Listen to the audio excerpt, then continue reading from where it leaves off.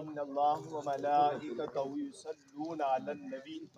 يا أيها الذين آمنوا صلوا عليه وسلموا تسليما تمامی اباب آواز بلند درود پڑھ لیجیے صلاۃ والسلام علیک یا سیدی یا رسول اللہ وعلی آلک واصحابک یا نبی اللہ الصلاۃ والسلام علیک یا سیدی یا رسول اللہ وعلی آلک واصحابک یا رحمۃ للعالمین۔ برادران اسلام، اللہ جل شانہ کے فضل عمیم کے سہارے، اس کی توفیق خاص سے اسلام کی ایک عظیم خاتون کی نماز جنازہ میں مجھ سمیت تمام شرکاء کو شرکت کی سعادت،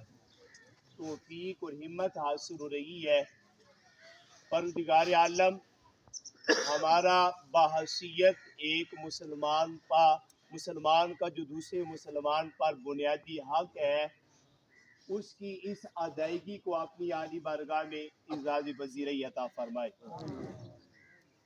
برادران اسلام، خالق کائنات جل جلالہ نے انسان کو جان دے کر اور مختلف قسم کی سہولتیں دے کر لا تعداد انعامات کرنے کے بعد میرے رب نے قرآن مجید برہان رشید کے اندر مختلف طریق سے آخرت کی تیاری کا حکم دیا ہے، اور پھر ایک انسان جو ہے جہاں اس پر رب کی طرف سے بے شمار احسانات ہوتے ہیں، بے شمار انعامات ہوتے ہیں، تو ان میں سے ایک اولاد کے لیے اس کے والدین بھی ہوتے ہیں۔ تو قرآن مجید کے اندر اللہ تعالیٰ نے سیدنا عیسیٰ کا تذکرہ کیا ہے اور فرمایا کہ انی عبد اللہ، کہ جب آپ کی والدہ کے درمیان اور قوم کے درمیان، لوگوں کے درمیان ایک باس مباحثہ ہوا، ایک لمبی چوڑی گفتگو ہوئی، تو آخر آپ کے والدہ نے رب کی بارگاہ سے جو یہ پیغام تھا کہ اب کی بار اگر کوئی بندہ آپ سے یہ سوال کرے کہ یہ بچہ تم کہاں سے لے کر آئی ہو، تو آپ نے جواباً یہ اشارتاً یہ کہنا ہے کہ اب اسی بچے سے پوچھ لو، اب اسی بچے سے پوچھ لو۔ اب برادران اسلام، یہ کلام جاری تھا، یہ گفتگو جاری تھی کہ سیدنا عیسیٰ یہ اس چند دن کے جو پنگوڑے کے اندر ہے، آپ رب کے فضل سے، رب کے اذن سے آپ نے گفتگو کرنا شروع کر دی۔ آپ نے فرمایا انی عبد اللہ، سوال کرنے والوں میں اللہ کا بندہ ہوں، آتانی الکتاب، کہ جس رب نے مجھے کتاب عطا فرمائی ہے، وجعلنی نبیا، اور جس رب نے مجھے نبی بنایا ہے۔ اب یہاں دیکھیں یہ کس سٹیٹس کا ذکر ہو رہا ہے، اور یہ نبوت کی ساری بڑی بڑی شانیں بیان کی جا رہی ہے، اور یہاں آپ نے فرمایا کہ اس بچپنے کی عمر کے اندر، یہ چند دن کے اندر یہ اتنا بڑا خطاب کیا ہے، اور فرمایا کہ اس عمر کے اندر اللہ نے مجھے اتنے بڑے بڑے اعزاز سے نوازا ہے، اور فرمایا وجعلنی مبارکن، فرمایا میں جہاں بھی جاؤں، جدھر بھی جاؤں، تو فرمایا اللہ نے مجھے برکت والا بنایا ہے، فرمایا برکت اللہ نے میرے ساتھ رکھ دی ہے۔ اور یہاں سے ایک بات کا ازالہ ہو جاتا ہے کہ جو ایک مذمومہ فکر اور ایک معاشی کے اندر جو زہر پلایا جاتا ہے اور سادہ مسلمانوں کے عقائد کو پر ایک جو خودکش دھماکہ کیا جاتا ہے اور تاثر یہ دیا جاتا ہے کہ اب ان بندوں میں برکت نہیں ہے، تو یہاں عیسیٰ علیہ السلام فرما رہے ہیں کہ میرے رب نے مجھے برکت والا بنایا ہے، مجھے میرے رب نے برکت والا بنایا ہے۔ وَجَعَلَنِي مُبَارَكًا أَيْنَمَا كُنْتُ وَأَوْصَانِي بِالصَّلَاةِ وَالزَّكَاةِ مَا دُمْتُ حَيًّا۔ فرمایا جب تک یہ میرا ساز حیات بج رہا ہے، فرمایا تب تک اللہ نے جو مجھے حکم دیا ہے میں اس کی ادائیگی کروں گا، میں نماز پڑھتا رہوں گا، زکوٰۃ دیتا رہوں گا، اور کبھی بھی اس کچہری سے واک آؤٹ کر کے نہیں جاؤں گا۔ اور جو سب سے لاسٹ آپ نے جو جس شان کا تذکرہ کیا ہے، فرمایا کہ جہاں اتنی چیزیں نوازنے کے بعد یہ حضرت سیدنا عیسیٰ روح اللہ کا کہ فرمایا وَبَرًّا بِوَالِدَتِی، اللہ نے مجھے کیا بنایا؟ فرمایا مجھے اپنی ماں کے ساتھ حسن سلوک کرنے والا بنایا۔ اب یہاں پر یہ ماں کا جو مقام اور مرتبہ اور جو شان ہے اس کا بخوبی اندازہ لگایا جا سکتا ہے کہ اب یہ نہیں کہ نبی ہے اور وہ یہ اپنے آپ کو سمجھ بیٹھے کہ ہمیں اتنا بڑا منصب مل گیا ہے، اب ہمیں اپنی ماں کے ساتھ حسن سلوک کو ترک کر دینا چاہیے اس بنیاد پر کہ ہمارے پاس اتنے بڑے بڑے پروٹوکول مل گئے ہیں۔ نہ آپ نے فرمایا جہاں مجھے اللہ نے اتنے انعامات عطا کیے ہیں، تو فرمایا جہاں اتنی نبوت کی شانیں عطا کی ہے، فرمایا وَبَرًّا بِوَالِدَتِی، مجھے ماں کے ساتھ حسن سلوک کرنے والا بنایا ہے۔ اب برادران اسلام، یہ تو حضرت عیسیٰ علیہ السلام کا تذکرہ تھا جو قرآن مجید کے اندر قلم بند ہے، رقم تراز ہے۔ آئیے اس بات کی طرف آپ کو لے کے جاتا ہوں کہ جو سیدنا عیسیٰ علیہ السلام کے بھی امام ہیں اور پوری کائنات کے اندر جنہیں رحمت للعالمین کا یہ عظیم تاج پہنا کر مبعوث کیا گیا ہے، آپ کا یہ فرمان ذیشان امام جلال الدین نے اس کو نقل کیا ہے کہ فرمایا میرے مصطفیٰ کریم خود ارشاد فرماتے ہیں لو ادرکت والدی او احدہما، فرمایا کاش میرے والدین زندہ ہوتے، خاص سیدنا عبداللہ زندہ ہوتے یا سیدہ آمینہ سلام اللہ کثیرن علیہ کثیرہ یہ زندہ ہوتی، تو فرمایا کیا ہوتا؟ فرمایا قد قرأت فاتحۃ الکتاب انا فی صلاۃ العشاء، میں رب کی عبادت میں مصروف ہوتا۔ اب صرف مصروف ہی نہ ہوتا، فرمایا جو نماز کا عام ترین رکن ہے میں اسے بھی مکمل کر چکا ہوتا۔ اب نماز کا عام ترین رکن کیا ہے کہ جس کے بارے میں حدیث قدسی میں آتا ہے کہ جب بندہ 5 وقت مصلی رسول پہ کھڑا ہوتا ہے اور اپنا رخ چہرہ اپنا یہ سینہ قبلہ کی طرف کر کے جب وہ یہ نیت کر کے اب تکبیر تحریمہ کا آغاز کر کے جب وہ قیام کی حالت میں کھڑا ہوتا ہے اور صرف اب نماز کا جو عام ترین رکن ہے سورہ فاتحہ شریف کا پڑھنا، اب صرف وہ پہلی آیت پڑھتا ہے الحمدللہ رب العالمین، تو فرمایا رب ذوالجلال فرشتوں سے فرماتا ہے اے ملائکہ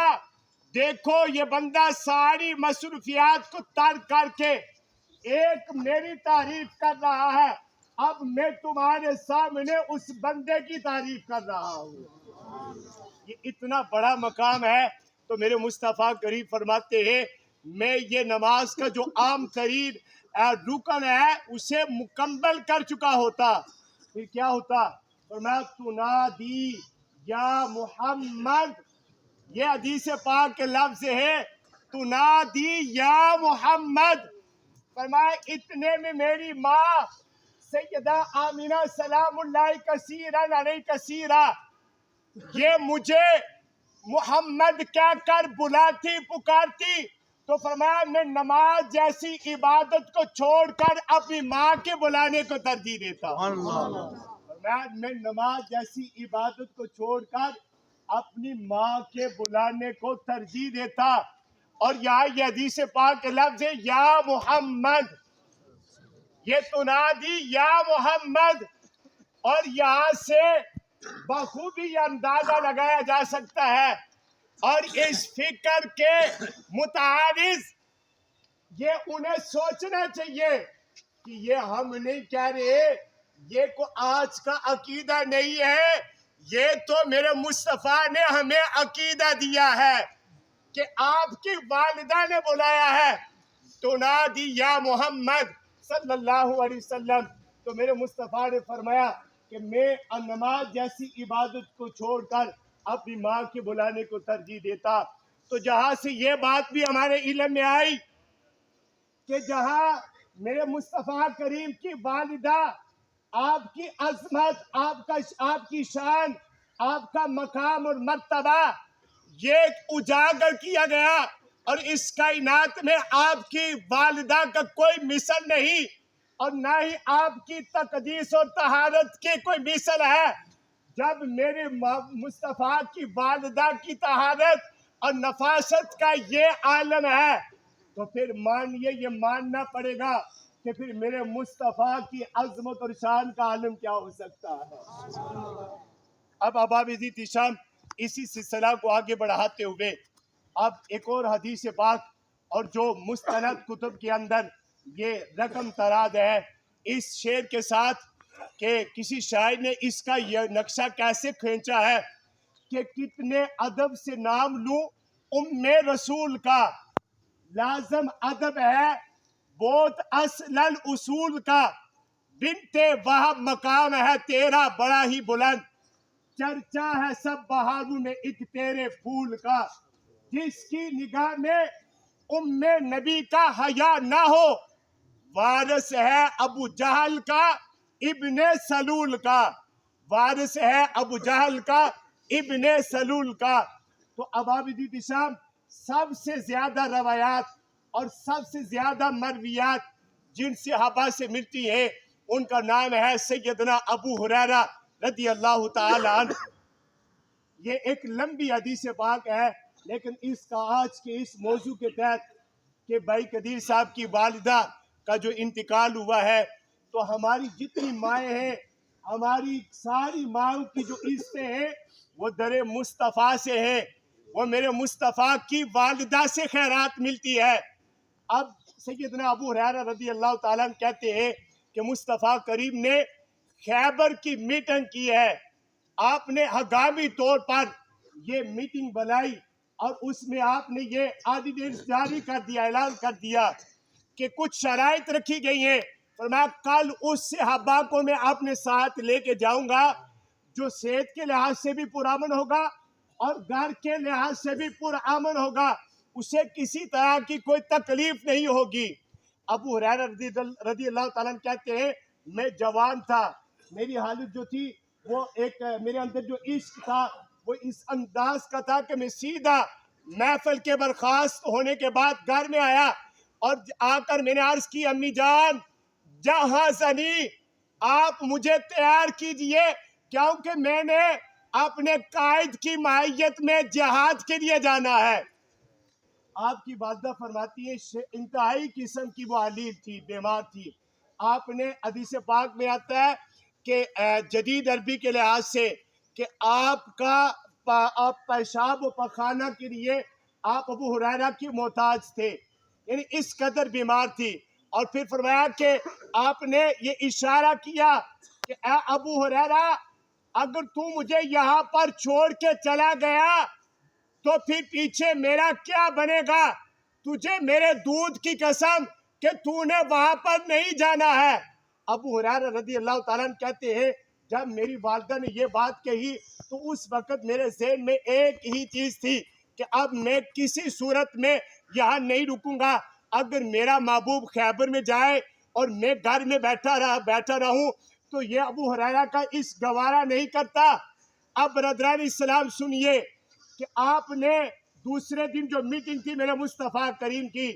وہاں پہ ابو ہریرہ جا کر تشریف لائے تو میرے مصطفیٰ نے جو خطاب کیا وہ آج اس دور حاضر کے اندر یہ جملہ دل کی تختی پہ لکھنے کے قابل ہے۔ آپ نے فرمایا کیا یہ بات کسی بات سے کم ہے کہ جو صحابہ میرے ساتھ جہاد میں جا کر لڑیں گے اور جو انہیں وہاں پر مقام شہادت پر جو فائز ہوں گے، جتنا ثواب انہیں وہاں پر لڑنے سے ملے گا اتنا گھر میں بیٹھے ماں باپ کی خدمت سے مل جائے گا۔ ابو ہریرہ کہتے ہیں اس کے بعد میں نے یہ تہیہ کر لیا کہ یہ خطاب بظاہر تو بے شمار صحابہ ہیں، لیکن یہ خطاب ڈائریکٹ براہ راست میری ذات سے کیا گیا ہے، تو لہذا اس کے بعد 2 سال تک میری والدہ زندہ رہی۔ 2 سال تک درمیان میں کتنے مارکے آئے میں نے کسی مارکے میں کبھی سوچا ہی نہیں ہے۔ تو یہ ہے ابو ہریرہ رضی اللہ تعالیٰ عنہ کی حالات زندگی، اور آپ کا یہ ماں کی خدمت کرنا اس انداز سے۔ تو اللہ جل شانہ سے دعا ہے کہ اللہ جل شانہ ہمیں صحیح معنوں میں ماں کے مقام اور مرتبے کو سمجھنے کی توفیق اور ہمت عطا فرمائے۔ اب آپ صفحے بنا لیں۔